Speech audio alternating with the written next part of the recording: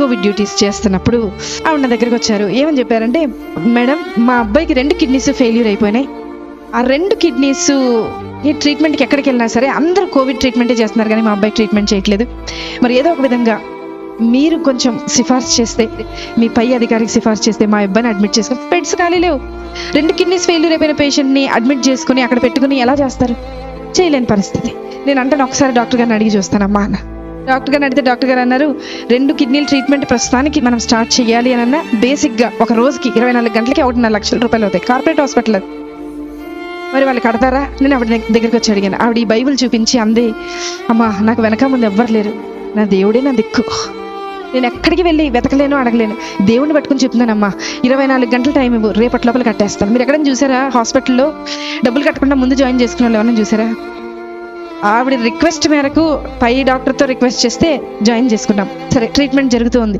చూస్తూ ఉన్నా, మొదటి గంట చూసా ఆవిడ ఏం చేస్తుంది, ఎవరికైనా మెసేజ్లు పెడుతుందా, ఎవరికన్నా వాట్సాప్లో మెసేజ్ పెట్టి డబ్బులు ఏమన్నా డొనేషన్ లాగా గ్యాదర్ చేస్తేమో.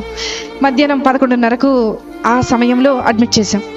12:30 అవ్వింది. అందరినీ అడిగా, ఆవిడ ఉన్నారు కదా, ఆవిడ ఏం తిన్నారో ఒకసారి అడుగుతారంటే మా నర్సులు అందరూ అన్నారు, మేడం ఆవిడ మోకరించింది, ప్రార్థన చేస్తుంది, అసలు మేము వెళ్తున్నా పక్కకి తప్పుకోవట్లేదు మేడం, మేము అలాగే ట్రీట్మెంట్ చేసి వచ్చేస్తున్నాం అన్నారు. సరే, ఆవిడని డిస్టర్బ్ చేయదు.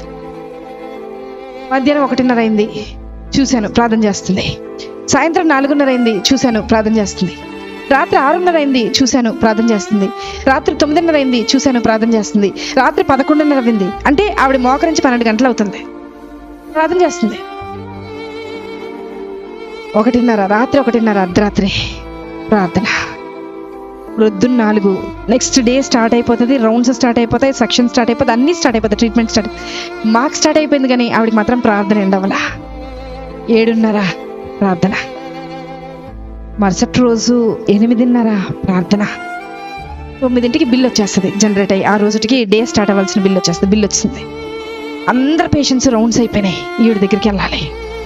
నా పైన డాక్టర్ అడిగారు, అమ్మా ఆవిడ బిల్ కట్టారా అని అడిగారు. నేను చెప్పబోతున్నా, నాకు భయం వేస్తుంది. ఎందుకో తెలుసా, ఆవిడ కట్టకపోతే నేను కడతానని చెప్పాను ఆయనకి. కానీ ఆవిడ ప్రార్థన చూసి నేను అనుకున్నా, కనీసం ఒక 75% నేను కడదాం, ఏదో చేయను ఉంటుంది కదా, మా ఆయనకి తెలియకుండా అమ్మేసి కట్టేసేద్దామని అనుకో. తెలిస్తే ఒప్పుకోరు కదా అనుకున్నా.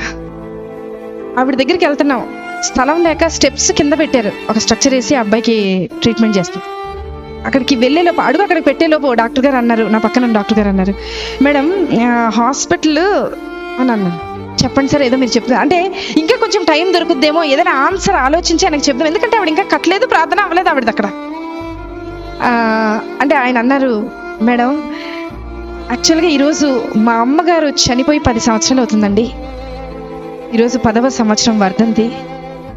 వాళ్ళకి చెప్పేయండి మేడం, వాళ్ళకి ఫ్రీ ట్రీట్మెంట్ చేసేద్దాం, వాళ్ళ దగ్గర రూపాయి కూడా తీసుకొద్దాము. నేను వెళ్ళి లేపానావండి, లేపి తీసుకొచ్చాను. బిల్లు కట్టక్కర్లేదు నువ్వు అన్నా.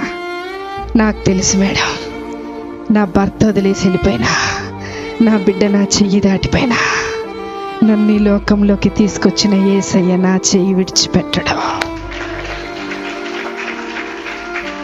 ఒక మాట చెప్పనా, ఆవిడ సెటప్ బాగాలేదండి, చీర మొత్తం చినిగిపోయింది, బ్లౌజ్ చినిగిపోయింది, జుట్టు సరిగా దవ్వలేదు. నేనన్నా, నీ బయట గెటప్ బాగోలేదు, కానీ నీ లోపల సెటప్ విశ్వాసం మాత్రం చాలా బాగుంది. మాకు నన్ను కూడా కలుపుకున్నా, మీతో పాటు నన్ను కూడా కలుపుకున్నా, మాకు గెటప్పులు బాగున్నాయి, పనికి రాని గెటప్పులు ఇవి, కానీ లోపల సెటప్ లేదు. బయకి గెటప్ ఏ ఉపయోగం?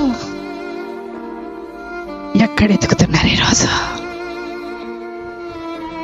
వద్దాం ఏసై దగ్గరికి, వద్దాం ఏసై దగ్గర ఎతుకుతాం, ఏసై దగ్గర వెతుకుతాం. ఆవిడలాగా 24 గంటల ప్రార్థన నేను ప్రారంభించమని చెప్పట్లా, ఆవిడలాగా 10 గంటలు చేయమని చెప్పట్లా. విసుకక్క ఆయన సన్నిధిని వెతుకుతూ ఉంటాం, విసుకక్క వెతుకుతాం, మళ్ళీ మళ్ళీ వెతుకుతాం. ఖచ్చితంగా నిశ్చయముగా ఆయన నీ పక్షాన కార్యము జరిగించునుగాక. ఆమేన్.